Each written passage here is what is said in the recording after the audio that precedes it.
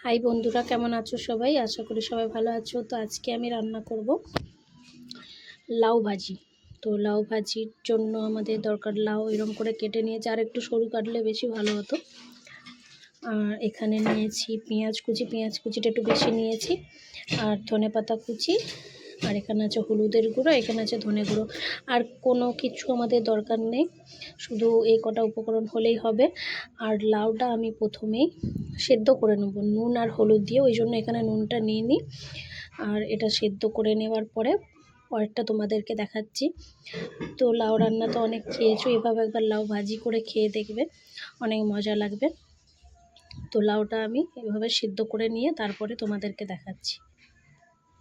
লাউটা আমি নুন হলুদ দিয়ে সিদ্ধ করে নিয়েছি। দেখো, সিদ্ধ করার পর একদম এইটুকু হয়ে গেছে।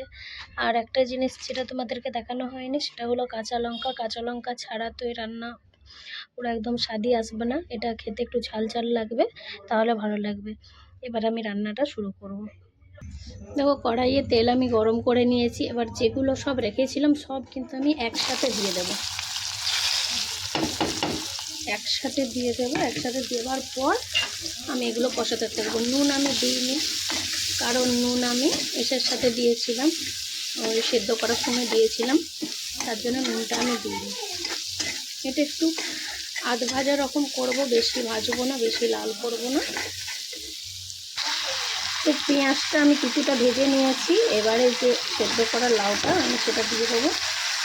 লাউটা দিয়ে আমাকে অনেকক্ষণ ভাজতে হবে, যেরকম কষিয়ে যখন তেলও ছাড়বে, এরকম ভাজতে এবার টেস্টটা আসবে।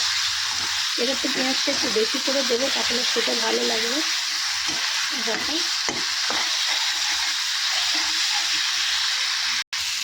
তো তোমরা এভাবে বাড়িতে একবার করে দেখবে, খুবই ভালো লাগবে। সময়ও